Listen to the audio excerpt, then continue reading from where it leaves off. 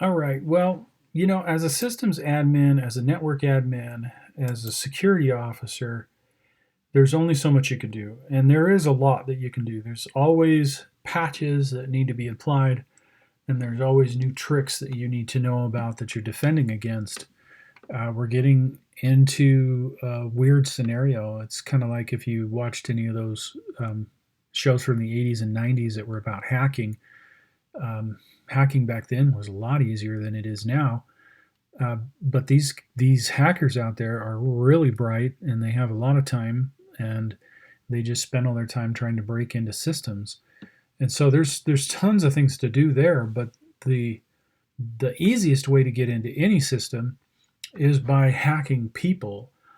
And so they really, I've got several links on developing, a culture of security, helping people try to this is part of it, helping people try to think about what a devious person would do. Right? That is a major portion of it. Honest people don't think like criminals, and so they don't know why they should not do this or do this.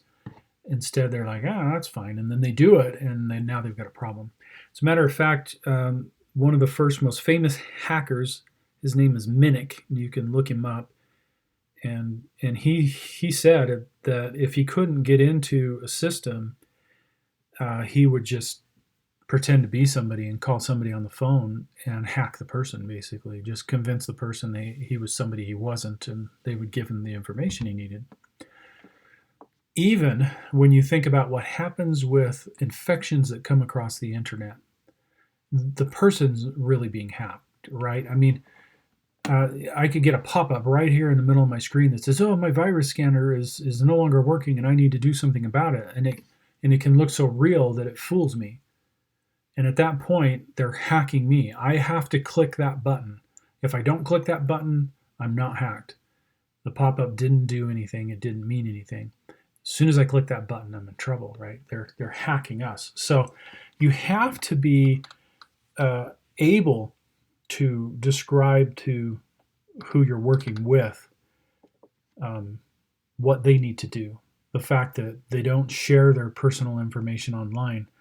The fact that just because an email came and it uses their real name doesn't mean that it's legitimate. There's just all sorts of things that we could go through with phishing scams and spear phishing and others. And there's tons and tons of things out there. Whoops, that's the same one. I thought that I had clicked on the right one. Anyway, I've given you some links that really talk about it, and one of them actually, it's on my next one, I'm sorry.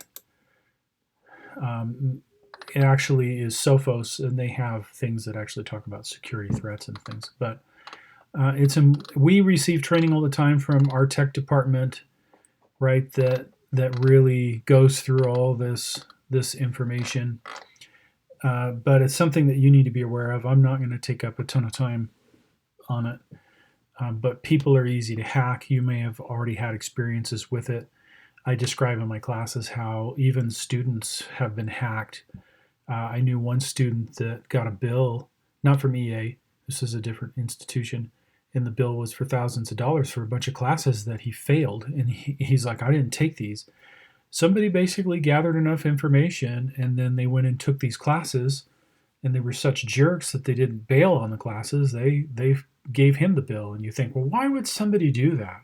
Why would you go and do that? Well, if you want to see what's going to be in the course before you actually take it, that's a good way to do it. And people that are going, to be in medicine or something like that, it's really highly demanding. Now they can go and basically fail the course on your dime and then go take the course the next semester and succeed on their own. See, that's just something people don't think about. So that's just an example. If you really, really want to, there's tons of stuff out there. Just go and start looking at, how do you keep a computer secure? And a lot of it will be, you need to train the individual using it, right? Everybody's got a grandma that's got that problem, right? Well, it said I needed an update, that kind of thing. Anyway, if you got any questions, let me know. again, I'll be teaching that ethical hacking class in the fall. So that's coming up, and that'll be CMP 251.